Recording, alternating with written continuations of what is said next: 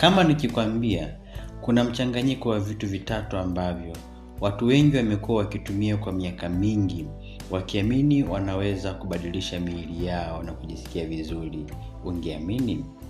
Mchanganyiko huo ni limao, tangawizi na kitunguu saumu. Lakini swali kubwa ni hili: je, ukinywa mchanganyiko huu kwa siku 7 mfululizo, kuna nini kinaweza kutokea ndani ya mwili wako? Je, unaweza kusaidia mmeng'enyo wa chakula? Unaweza kusaidia mfumo wa kinga? Je, unaweza kukufanya ujisikie tofauti kabisa? Au kuna ukweli ambao wengi hawasemi? Usiruke hata sekunde moja ya video hii, kwa sababu sehemu ya mwisho inaweza kukushangaza kabisa. Na kama unapenda mada za afya na maisha bora, bonyeza alama ya subscribe, lakini pia washa kengele pamoja na notification bell. Twende kwa pamoja.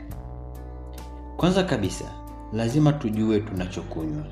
Watu wengi wanachukua vitu hivi bila hata kujua vina nini ndani yake. Tuanze na limao. Limao kuna vitamini C, antioxidant na virutubisho mbalimbali. Vitamini C husaidia mwili katika kazi nyingi muhimu. Watu wengi hupenda kuanza siku kwa maji yenye limao kwa sababu huwafanya wajisikie wameanza siku vizuri kabisa.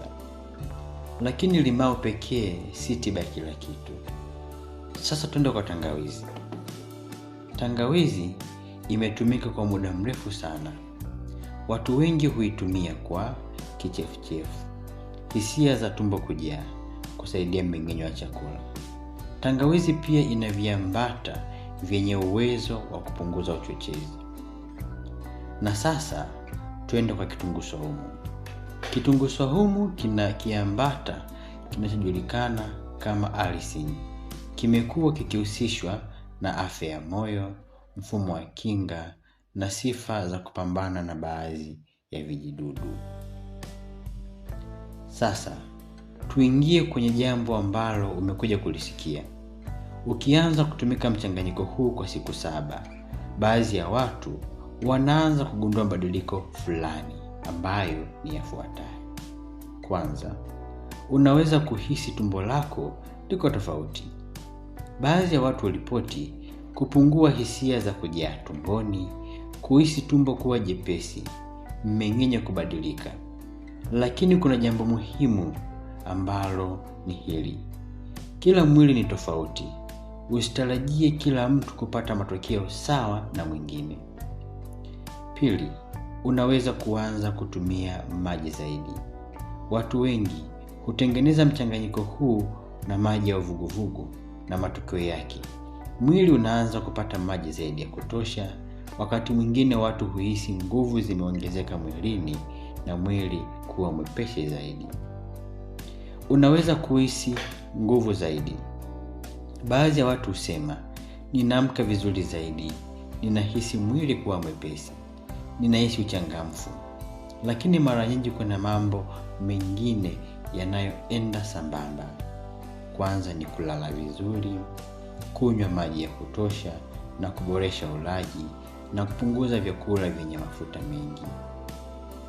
4 ni mfumo wa kinga unaweza kusaidiwa.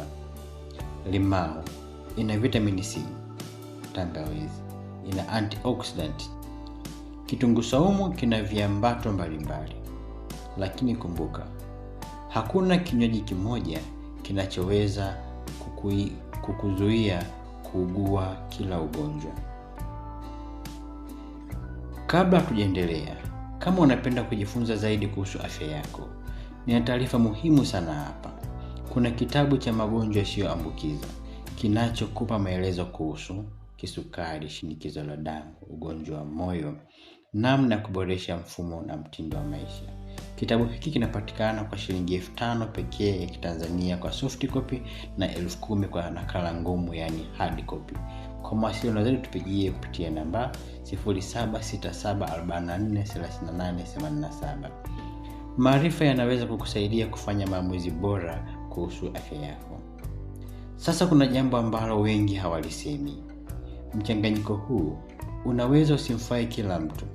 Baadhi ya watu wanaweza kupata kiungulia, maumivu ya tumbo, kichefuchefu, harufu kali mdomoni, usumbufu wa tumbo, na hili ni muhimu sana. Ukiona mwili wako hauendani na kitu fulani, usijilazimishe.